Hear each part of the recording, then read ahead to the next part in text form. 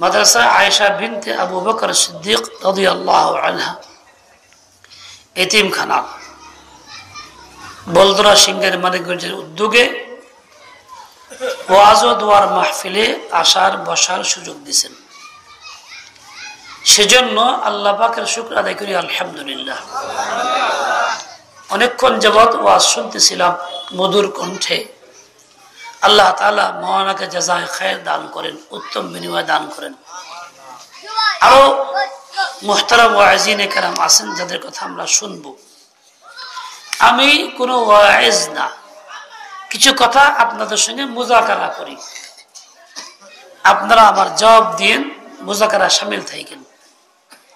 শুধু ধারাবাহিক শোনা নয়, মুযাকারার মধ্যে আপনারা অংশগ্রহণ করবেন এই আশা রাখি এবং দোয়া করবেন এমন কিছু কথা বলার তৌফিক আল্লাহ আমাকে দেন যে কথার মধ্যে আমারও ফায়দা হয়, আপনাদেরও ফায়দা হয়। দোয়া করেন। কই দোয়া করলেন? না, আমিন দোয়া না, দোয়া হলো এই কথাটা বলা যে আল্লাহ তৌফিক দান করেন। বলেন চাচা অসুখ, দোয়া করেন। আমিন। কি দোয়া হইলো? দোয়া হইলো এটা, দোয়া হইলো আল্লাহ তোমাকে সুস্থ করে দেন। হ্যাঁ চাচা খিদা লাগছে খুব, দোয়া করেন। আমিন। কি হইলো? মানে আল্লাহ তোমার ক্ষুধা মেটানোর ব্যবস্থা করে দেন, এটা হলো দোয়া, রিজিকের ব্যবস্থা করে দেন। আমরা দোয়া কি তা জানি না, চলছি একটা হুজুগের মধ্যে। বাস নেকির মাহফিলে আসি, ওলামাদের সোহবতে বসি, হুজুগে চলছি। নিজের দিন আমি গ্রহণ করি না, শিখি না, আফসোস লাগে। আল্লাহ পাক সবাইকে সহি বুঝ দিয়ে দেন। এবার বলবো আমিন, যেহেতু আমি দোয়া করছি। এবার বলেন আল্লাহুম্মা আমিন।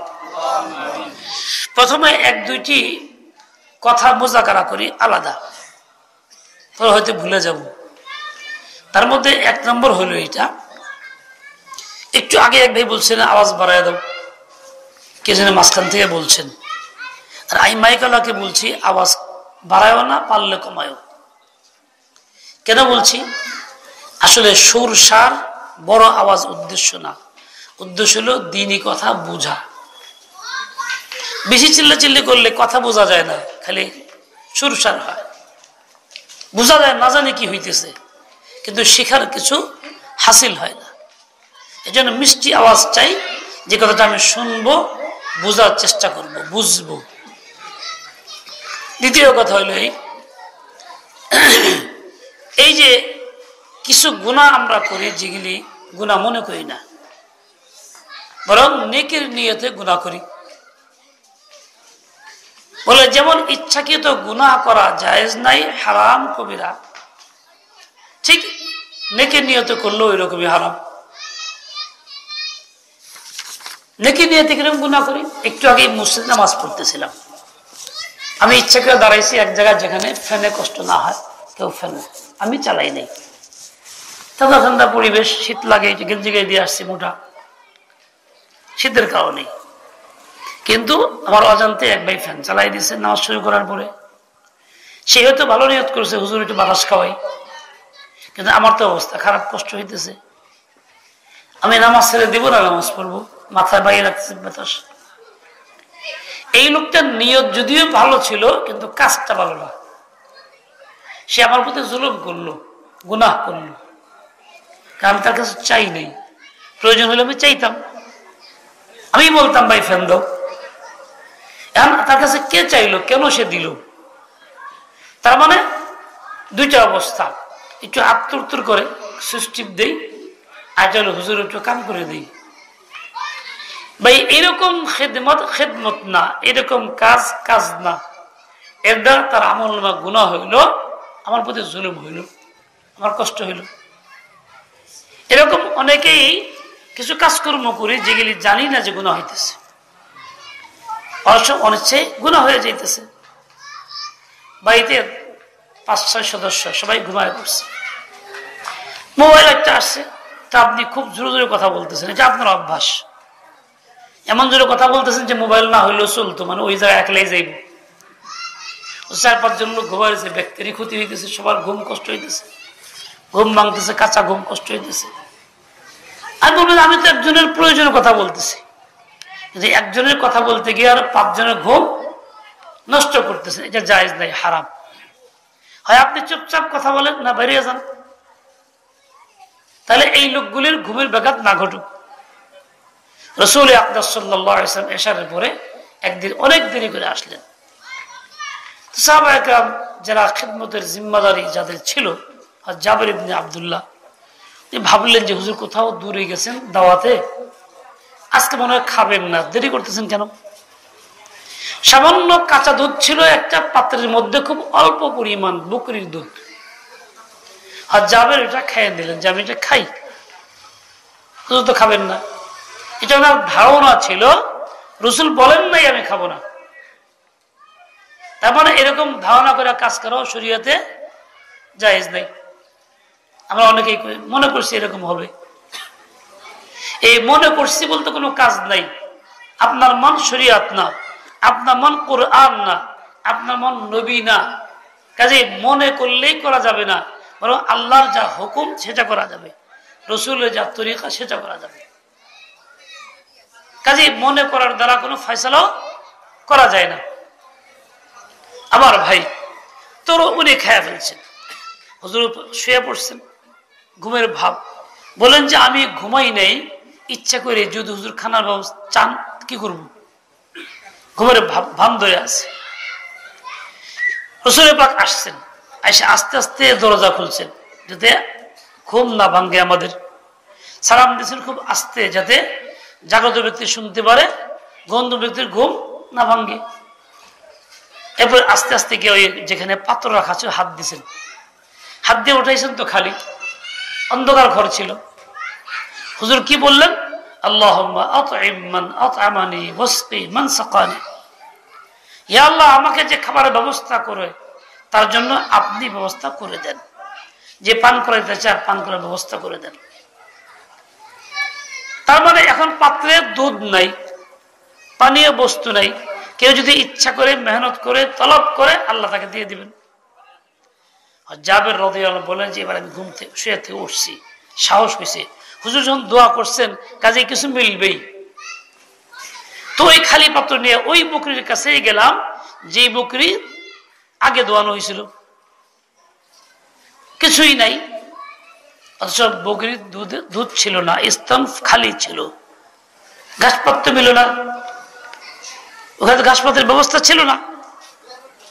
কিন্তু উনি বললেন যে আমি এই পাত্রটা নিয়ে বিসমিল্লাহ করে হাত দিছি, তো একদম পুরা থন ভরা দুধ, দুধ শুরু করলাম টানতে, পুরা পাত্র ভরে গেল। আইনা দিয়েছে রাসূল আকরামের কাছে, রাসূল পান করলেন, আমাকে পান করাইলেন। দেখেন রাসূলের জিন্দেগি কেমন ছিল, নবী ডাকতে পারতেন, ধমক দিতে পারতেন।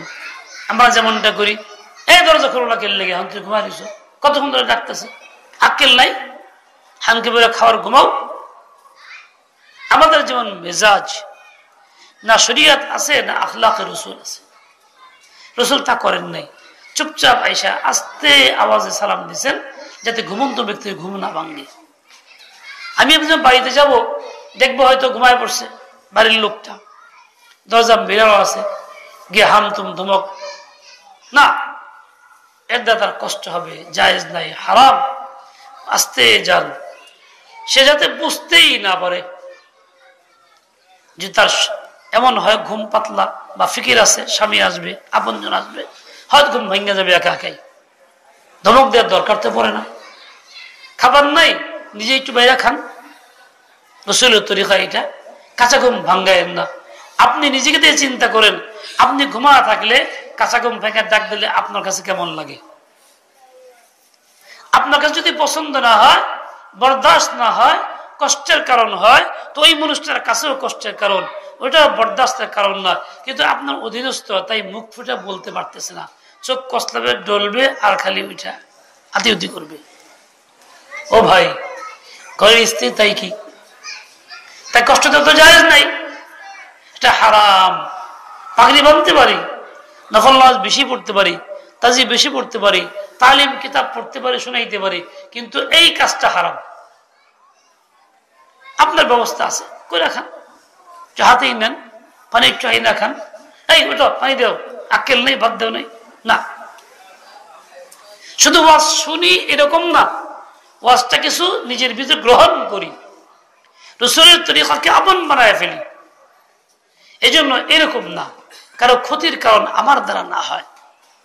আমি যখন এরকম চিন্তা করে চলবো, ক্ষতির কারণ না হয়, তাহলে আমার আশপাশের লোকজন আমাকে ভালোবাসবে নাকি আমার প্রতি খারাপ ধারণা রাখবে, না শত্রুতা করবে?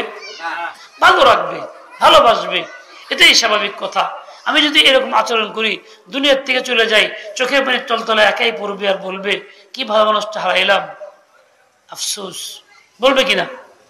আর যদি উল্টা হয়, বলবে যাক বাইসে গেছি রে, মরে গেছে, বাইসে গেছি, যে জ্বালাতে জ্বালাইছে মরাই ভালো। বলে আপনি তো মরে গেছেন, চলবে না, আপনি শুনবেন না, কিন্তু ঠিকই সে বলবে, প্রকাশ্যে না বললেও মনে মনে ঠিকই বলবে বেঁচে গেছে। মৃত্যুর পরে একজন মানুষের হাক বেঁচে গেছি বলাটা, এটা আপনার জন্য কত বড় অভিশাপ, কত বড় বদদুয়া, আপনি চিন্তাও করতে পারবেন না। এক মহিলা আমার আত্মীয়ের মধ্যে একজন মাসলা জিজ্ঞাসা করছে, দেখো আমার স্বামী আমার খুব কষ্ট দিয়েছে, খুব জ্বালাইছে, আমারও খুব কষ্ট দিয়েছে, শীতের রাতে ঘর থেকে বের করে দিছে, ছোট 1 বছরের বাচ্চা কোলে নিয়ে পৌষ মাসে কাঁপছি, দরজা খাড়া করে, সে দরজা বন্ধ করে আরামসে ঘুম দিছে, লেপ লাগায়, আমার ঘরে নাই নাই, এরকম জুলুম করছে, কিন্তু কিছু করতে পারি নাই, মরে গেছে গা।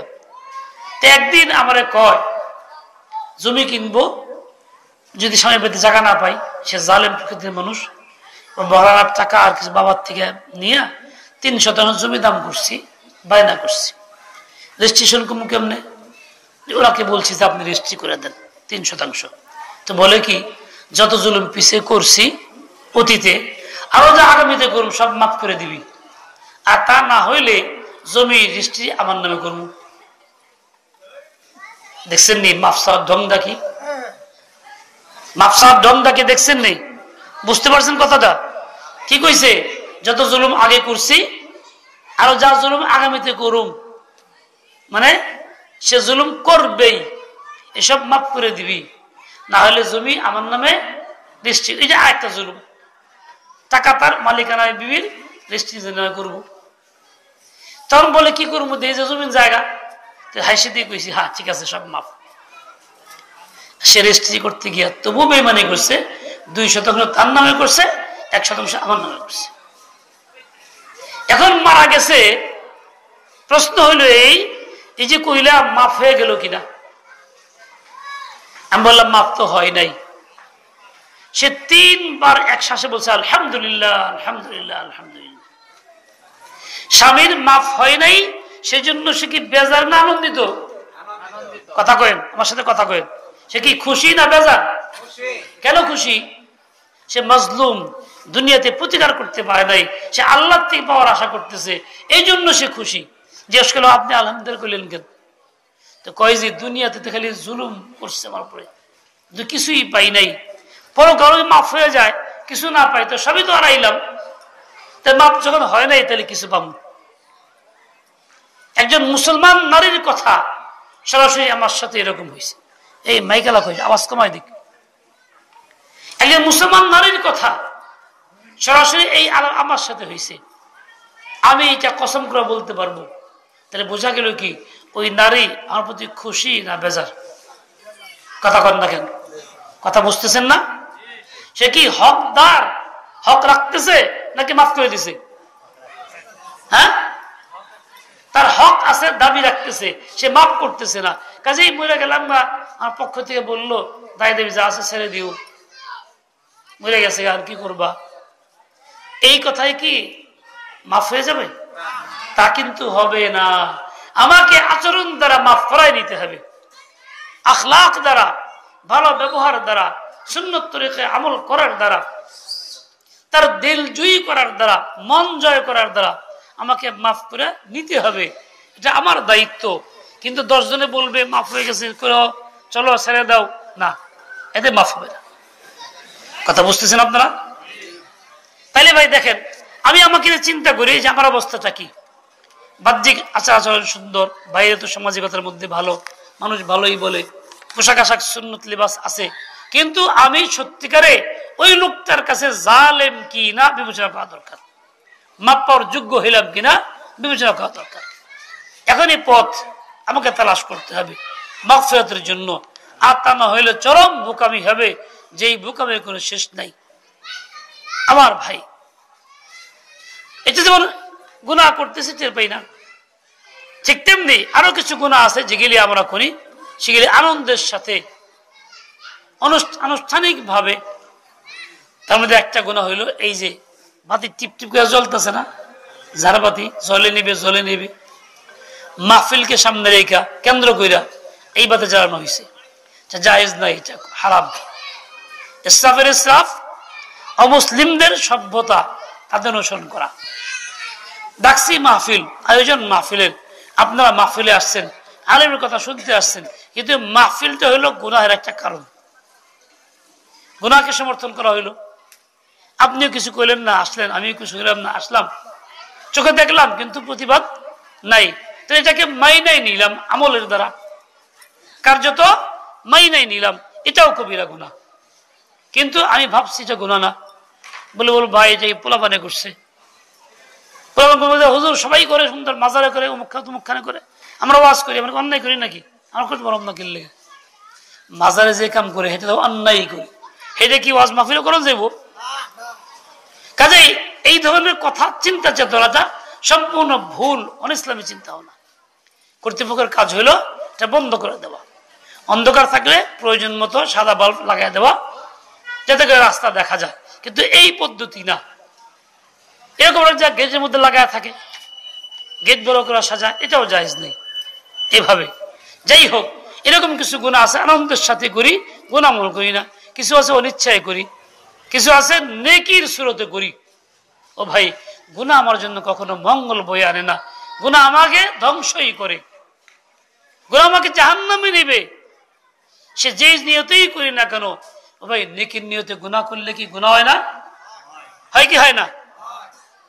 একজন একটা মশা বসছে গায়ে, একজনে থাপড় দেওয়ার সুযোগ পাই না, এই সুযোগটা থাপড় দিয়ে দিব, তো মশা মার থেকে দিছে এক জোরে থাপড়, এটা কিন্তু মশাওয়ালা টের পায় নাই যে থাপড়টা কোন নিয়তে দিছে, পাইছে? কিন্তু যে দিছে সে তো নিয়ত করছে, এটা আল্লাহ জানে কিনা? কথা কন না কেন? জানে কিনা? এই তুই থাপড় দিলি, কত মশা বসে দেওয়াস না, হয়তো বসে মেনে নেবে মশা বসে দিছে, কিন্তু দেওয়ার সময় কি স্বাভাবিক দিছে না জোরে দিছে? জোরে দিছে। এটাও জুলুম, এটাও কবিরা গুনাহ, এটাও অন্যায় এবং হারাম, মুসলিমের প্রতি জুলুম করা হইতেছে। এটাও আল্লাহ বরদাস্ত করেন না, আল্লাহ নিজে জালেম না, জুলুম বরদাস্ত করেন না। ওই লোকের কষ্টটুকু আল্লাহর কাছে বড় মকবুল হবে, এই জন্য বড় শাস্তির বিধান হবে আমার জন্য। ভিতর আজ আহে মজলুমা কে হাঙ্গামে দুআ করদন, ইজাবত আজ দরে হক বাহরে ইস্তিকবাল মি আয়াত। আমি এক জালেমের কথা বলি। কারি আব্দুল হক সাহেব ছিলেন আমাদের হজওয়ালা করাচির একজন খাদেম এবং খলিফা, বয়স্ক মানুষ ছিলেন, কিন্তু অনেক পুরাতন মানুষ, অনেক কিছু জানতেন। উনি আমাকে সরাসরি বলছে যে আমাদের গ্রামে একটা হেফজখানা আছে, ওনার বাড়ি ছিল চাঁদপুরে। তো এই হেফজখানায় বেশ কিছু ছাত্র পড়তো, হাফিজ সাহেব ভালো মানুষ, শহরে যাইতে হইলে পার হইয়া গোদরাপাড়া যাইতে হইত। তো এক ছাত্র উঠছে, আমরা কয়েকজন উঠছি। এখন একজন এলাকার খুব একটু মস্তান প্রকৃতির, খুব মোটা সোটা স্বাস্থ্যবান মানুষ, তার খুব ভয় করে, এই লোকটা উঠছে, ওইটা নৌকার এক পাশে বসছে। এখন ছেলেরা যখন হেফজখানা, একটা ছেলে 10 বছর বয়স উঠছে, তো এক সাইড একটু ডাউন হয়েছে, নিচু হয়েছে, হেলে গেছে গা, ওর মাথা খারাপ হয়ে গেছে। মস্তানের খুব ধমক দিয়েছে, হাই বেয়াদব, এক থাপ্পড় লাগাই দিছে বিনা কারণে। ওই ছেলেটা কি বলবে, কেউ নৌকার অন্যরা কেউ কিছু বললো না, সাহস করলো না। ছেলেটা চুপচাপ চোখে বানিয়ে ফেলতেছে, খাড়া খাড়া কাঁদতেছে, কিছুই বলে নেই। নৌকা চলছে, উমারে গিয়ে যখন ঠেকছে, ভিড়ছে, তখন নৌকা বাঁধার জন্য একটা বাঁশ গাড়া ছিল, বাঁশটা ছিল চুক্ষা মাথা, যে মাথা গাড়া ওটা যেমন চুক্ষা থাকে, ওর মাথাটাও কি চুক্ষা। ওই লোকটা নামার সময়, সবাই নামছে, কোনো অসুবিধা নাই, ওই লোকটা নামার সময় পা ফসকে পড়ে গেছে, উপর হয়ে পড়ছে, তো বাঁশের হয়ে পড়ছে, পেটটা দিয়ে বাঁশ ধুইকা পিঠ দিয়ে বেরিয়ে গেছে। দিব্যি ভালো মানুষ, স্বাস্থ্যবান মানুষ, এত হামতুম করে দুর্বল মানুষ পার হয়ে গেল গা, কিন্তু এই লোকটা পার হইতে পারলো না। ঢুকছে তো ঢুকছে, পেট দিয়ে ঢুকছে, পিঠ দিয়ে বেরিয়ে গেছে। পরে কয়েকজনে মিলা টাই নাই হাসছে, উপর দিক দিয়ে বের করছে, লোকটা মারা গেছে। এখন অন্যরা কয় ছেলেটারে, ওই তুই কিছু করি না, খায় গালি দিতি, তাও তো আল্লাহ তোর গজব আসতো না, তুই যে কিছুই কই না, চুপচাপ চোখে মেরে ফেললি, আল্লাহর কাছে সহ্য হয় না এটা, এই জন্য আল্লাহ নগদ গজব দিয়ে দিছে। ও ভাই, জালেম হইলে তার পরিণতি এরকম হয়। আজকে যারা জুলুম করি, চাঁদাবাজি করি, অন্য জমিন দখল করি, ঘুষ নেই, সুদে নেই, নানান রকম কলা কৌশল দরবারে বসে টেহা নিয়ে বিচার করি অন্যায় ভাবে, সব কিন্তু জুলুম। এই জুলুম করতেছি, বাহ্যিক দেখা যায় ভালো, লকলকা স্বাস্থ্য, চেহারা ভালো, কিন্তু এর ফল যে কত খারাপ, নগদ আল্লাহ ধরতেছেন না, কিন্তু এমন একটা ধরা ধরবেন যে ধরার পরে আর কুল কিনারা থাকবে না। মাঝে মধ্যে নগদও ধরেন, ক্যান্সার হয়ে গেছে, লাখ লাখ টাকা ব্যয় হইতেছে, ভালো হইতেছে না, বড় রোগ হয়েছে, চলতেছে, এই ধরাও তো ধরা। কিন্তু এই জন্য ভাই খুব সাবধান, জালেম না হই, মাজলুম হই। এই যে আজকে মাদ্রাসা, আয়েশা বিনতে আবু বকর সিদ্দিক রাদিয়াল্লাহু আনহা, হযরত আয়েশা রাসূল আকরামের বিবির নাম, শ্বশুরের নাম আবু বকর, খলিফাতুল মুসলিমিন আবু বকর সিদ্দিক রাদিয়াল্লাহু আনহু, এই প্রথম খলিফা, আল্লাহর নবীর খুব খুব কাছের মানুষ, সবচেয়ে আপন মানুষ রাসূল আকরামের। উনি খলিফাতুল মুসলিমিন, উনি একবার একটা পরামর্শ করলেন, এই মদিনার মধ্যে যে সমস্ত লোকজন অসহায়, বিধবা, যাদের কিছু সেবা করার লোকজন নাই, তালিকা করো, যাতে আমরা এই কাজগুলি আঞ্জাম দিতে পারি। সবাই তালিকা করছেন, 25টা নাম আসছে। এই কে কার কাজ করবেন একটা তালিকাভুক্ত হয়েছে, অমুকে অমুকে কাজ করবে, অমুক কাজ করবে, এরকম একটা নাম খালি, আবু বকর কার নাম লেখেন নাই, তো কাজ চলতেছে। হয়তো একদিন চিন্তা করলেন, দেখি যে নাম কার কার আছে, কে কাজ করে কোনটা, খোঁজখবর নিয়ে দেখি, দেখলেন যে সব নামে লোকের নাম আছে খেদমতের সাথে, একজন নামে একটা লোকের জায়গাটা খালি, নাম নাই। তখন উনি চিন্তা, ঘটনাটা কি, তো রাস্তা দাঁড়ায় থাকে, প্রথমে গেছে ওই বাড়িতে, বৃদ্ধা মানুষ বলছে, মা কোন খেদমত আছে কিনা, থাকলে আমি করবো, আমি ওমর আসছি বলে। কাজ তো ছিল, কিন্তু একজন করে দিয়ে গেছে, কে করছে তা তো জানি না, আল্লাহ বন্ধ করে দিয়ে গেছে। আশ্চর্য কথা, পরের দিন আবার একটু আগে আসছে, ওই দিনও গিয়ে বলছে না, কাজ তো করে দিয়ে গেছে। 3 দিন 4 দিন গেছে, একই অবস্থা। এরপরে একদিন চিন্তা করলো, আজকে রাত দাঁড়ায় থাকবো, ইশারার পর থেকে দেখি কে যায়, কোন সময় যায়। ইশারার পর থেকে রাস্তায় দাঁড়িয়ে রয়েছে চুপচাপ অন্ধকারের মধ্যে।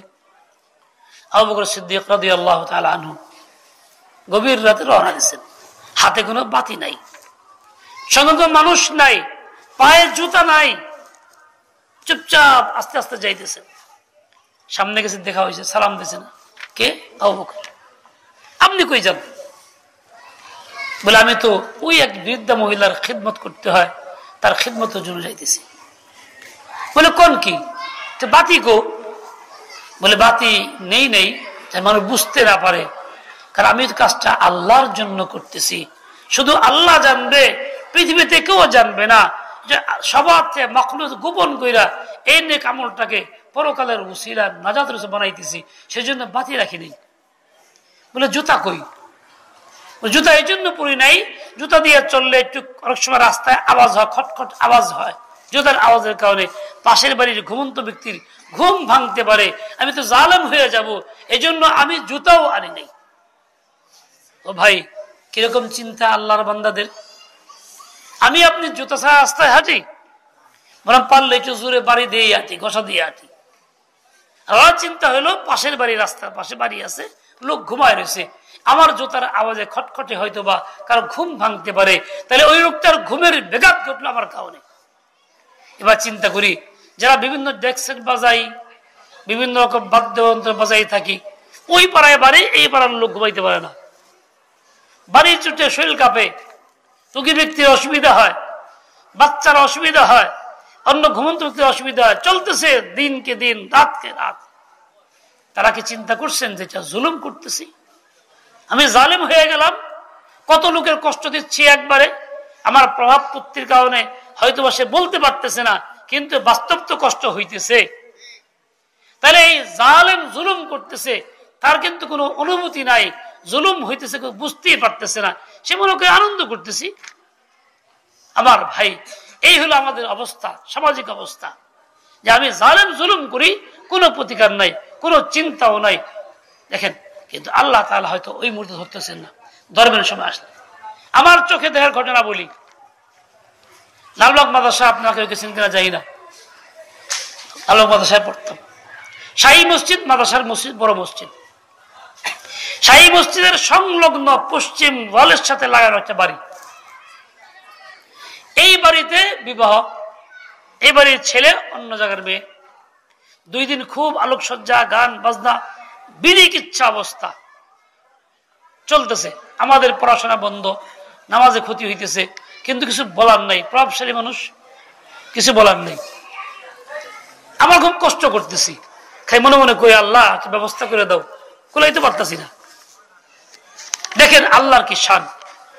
এই ছেলে পক্ষ বিয়ে করতে গেছে, মেয়ের বাড়িতে বরযাত্রী গেছে, ওখানে তামসা করতে গেছে, খেলতে, ছাদের উপরে ছেলে মেয়েরা খেলতেছে। বিবাহ অনুষ্ঠান উপলক্ষে অমুসলিমদের কাজগুলি আমাদের সমাজে হইতেছে, তামসা, খেলা, এটা সেটা, আতশবাজি, সব হারাম হইতেছে। খেলতে খেলতে এক পর্যায়ে উপরে ছিল তার, বিদ্যুতের তার লিক ছিল, ধরছে, সাথে সাথেই শেষ। এই যে হঠাৎ পাতি বন্ধ হলো, এই যে কান্না শুরু হয়ে গেল, ফোন আসছে, সাথে সাথে সব বন্ধ। এখন দেখছেও চলে না, গানও চলে না, আতশবাজি বন্ধ, সব বন্ধ। আল্লাহ ধরছেন কি ধরেন নাই? আল্লাহ ধরেন। মাঝে মধ্যে দেখান, জালেমে ভাববেন না খুব ভালো আছি, না, ভালো খুব নাই, আমি যে জালেম, এটাই আমার খারাপ, ধ্বংসের লক্ষণ। জুলুম যে করতেছি, আমি যে জুলুম করতেছি, আল্লাহ কোনো আমার প্রতিশোধ দিচ্ছেন না, এটা আরো ভয়াবহ লক্ষণ। কেননা বিষ খেয়ে বমি করলে কিছু আশা আছে, বাঁচবো, বমি না করলে আশা আছে। এই জালেম জুলুম করতেছে, কোনো প্রতিকার হচ্ছে না, প্রতিবাদ হইতেছে না, এটা ধ্বংসের লক্ষণ যে বমি তো করা হইতেছে না, নিশ্চয়ই ক্ষতি অনেক বড় হবে। এই জন্য ভাই জুলুম না করি, গুনাহ না করি। দেখেন আবু বকর সিদ্দিক রাদিয়াল্লাহু আনহু কত সচেতন মানুষ, খলিফাতুল মুসলিমিন, যার বেহেশতের সুসংবাদ আছে, 1 নম্বরের বেহেশতি যাকে বলা হয়েছে। আর সেই লোকটা যাওয়ার সময় এভাবে চুপচাপ যাইতেছেন, নীরবে, কেউ বুঝতেই না পারে। কেন? আমলটা আল্লাহর জন্য, পুঁজি হবে আল্লাহর জন্য, দেখার জন্য না, লৌকিকতার জন্য না। আমরা করতেছি কি করতেছি? আমার ভাই, আমি একটা হাদিস পড়ছিলাম, আর আগে না বললাম হাদিসটা কি, হযরত আনাস রাদিয়াল্লাহু আনহু বর্ণনা করেন, রাসূল আকরাম সাল্লাল্লাহু আলাইহি ওয়াসাল্লাম বলেন, কিয়ামতের আলামতগুলির মধ্য থেকে একটা হইল আইয়ুরফাল ইলমু, ইলম উঠে যাবে। এই ইলম মানে কোন ইলম? দুনিয়ার প্রচলিত বিদ্যা না, ইলম মানে ইলমে ওহী, দ্বীনের ইলম, দ্বীন ইসলামের ইলম উঠে যাবে, আস্তে আস্তে কমতে থাকবে। কমবে কেন?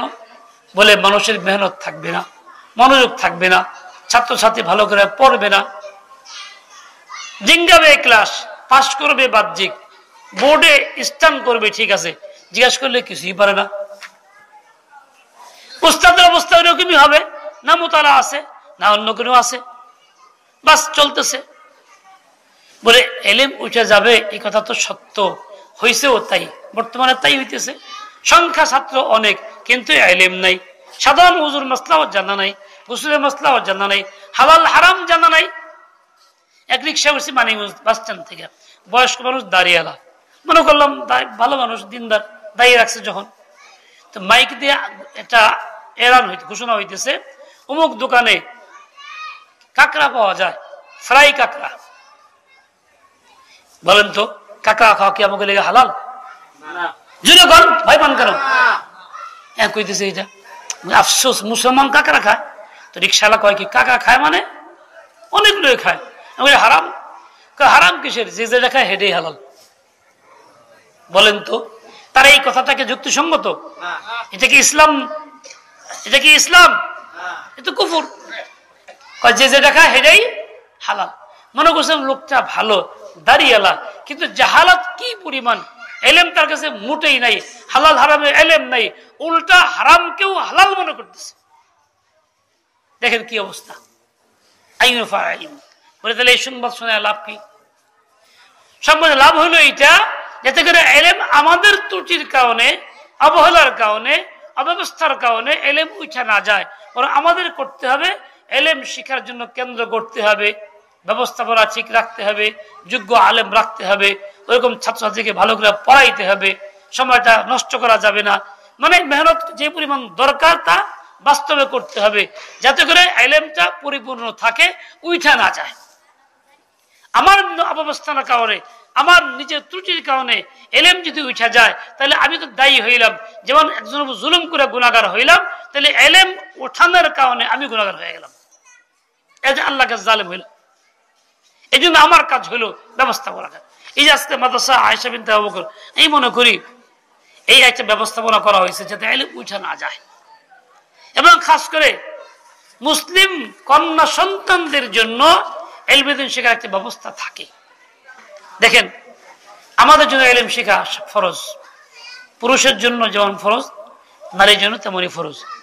কিন্তু বাস্তব হলো এইটা, পুরুষের এলেম শিক্ষার প্রয়োজনীয়তা যা, অভিজ্ঞতার আলোকে নারীর প্রয়োজনীয়তার চেয়ে অনেক বেশি।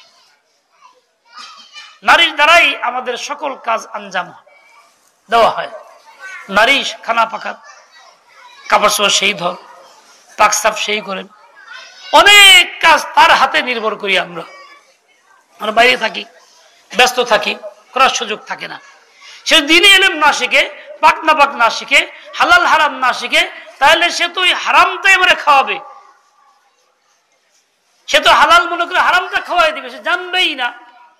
এক ছেলে আমাকে বলতেছে, হুজুর মোরগের অন্ডকোষ যে কত খাওয়া খাইছি, মায় ভেজে ভেজে খাওয়াইছে। আচ্ছা, মোরগের অন্ডকোষ হালাল না হারাম? কথা কন না কেন? ভয় পাইতেছে, মানে মনে সময় জানে না। মোরগের অন্ডকোষ হালাল না হারাম?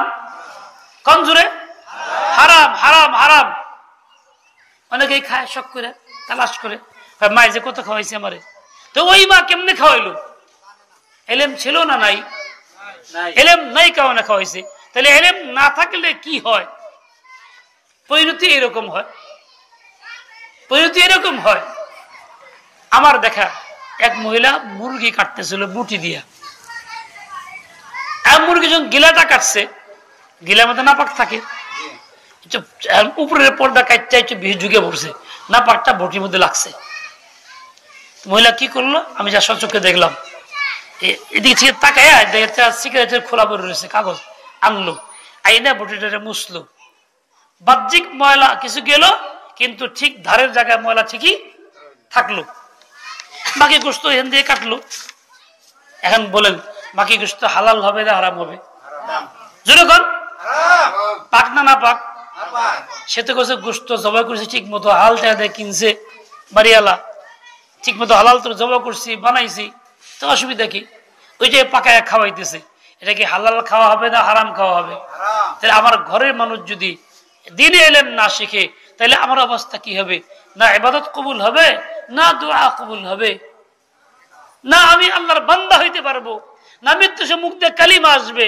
নাপাক খাইতে খাইতে কালিমা তো বন্ধ হয়ে যাবে। নাপাক খাইলে মুখে কালিমা আসে না, তাহলে অবস্থা কি হবে? আমাকে ইমান নিয়ে যাওয়ার সুযোগ থাকবে না, বেমান হয়ে যাইতে হবে। ও ভাই, বেমান হয়ে যাইতে চাই আমরা কেউ?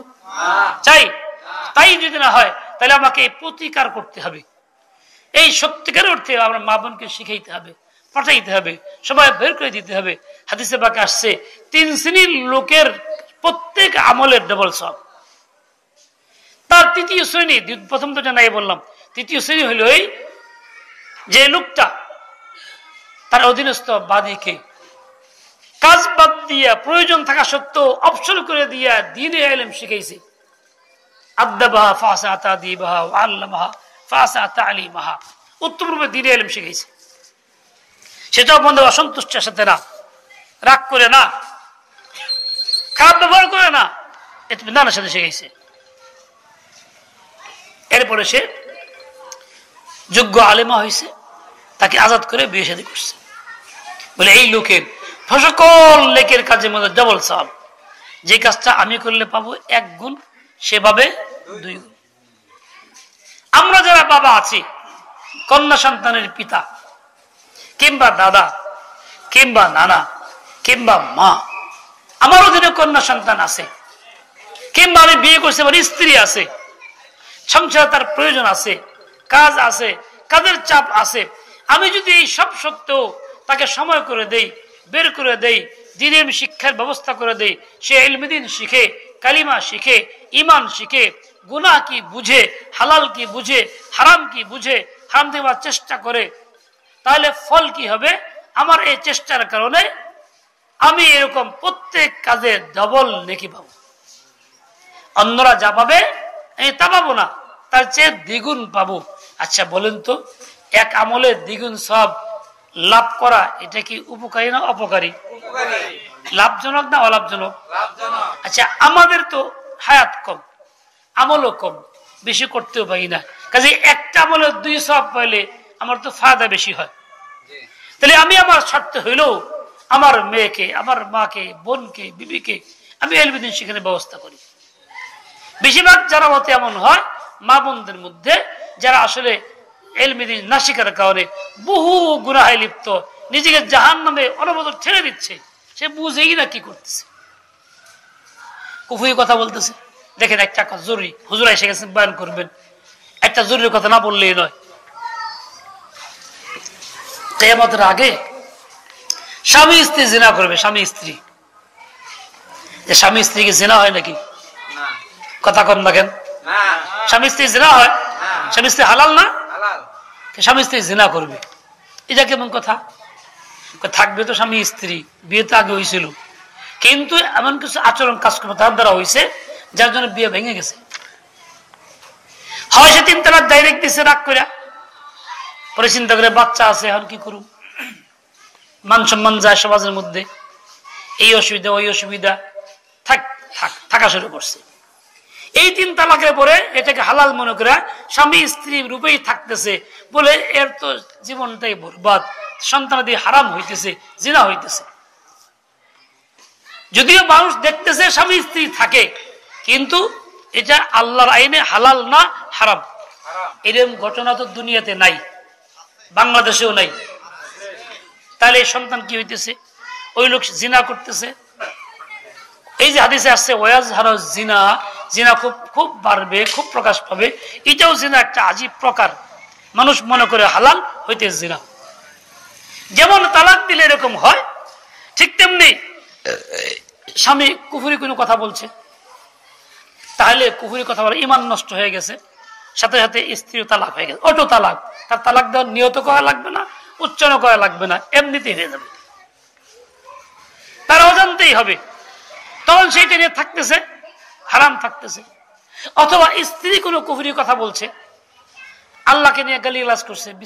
এক মহিলার কথা আমি জানি, তার স্বামী আমি বলছি, হুজুর আমার স্ত্রী বলছে শয়তান আল্লাহ, বুঝে না আমার যে অসুবিধা, নাউযু বিল্লাহি মিন যালিক, আল্লাহ কয় শয়তান আল্লাহ, তাহলে ঈমান আছে? সাথে সাথে বেঈমান কাফের হয়ে গেছে, ওই স্বামী তো হালাল না, হারাম হয়ে গেছে। এভাবে বিভিন্ন কুফরি কালিমার কারণে এভাবে জিন্দেগি বরবাদ হয়ে যেতেছে, সে তালাক হয়ে যাচ্ছে, কেউ জানে না একে অপরকে। তাহলে ইলম না শেখার কারণে এইভাবে নিজেকে ধ্বংস করা হইতেছে। এর প্রতিরোধ কি? দ্বীনি ইলম শিক্ষা কেন্দ্র তৈরি করা, সেখানে নিজে যাওয়া, বাচ্চাদেরকে পাঠানো, সেটাকে জিন্দা করার চেষ্টা করা, এবং সার্বিক যা লাগে তা করা। আল্লাহ পাক রব্বুল আলামিন আমাকে আপনাকে সবাইকে সহি বুঝ দিয়ে দেন। সব কথা একদিন বলাও যাবে না, একদিনে আমল হবে না, যতটুকু হইল আল্লাহ পাক বুঝ দেন, আমলের তৌফিক দিয়ে দেন। মুহতারাম মেহমান আসছেন, উনি বয়ান করবেন। আসসালামু আলাইকুম ওয়া রাহমাতুল্লাহ। সুবহানাকাল্লাহুম্মা ওয়া বিহামদিকা।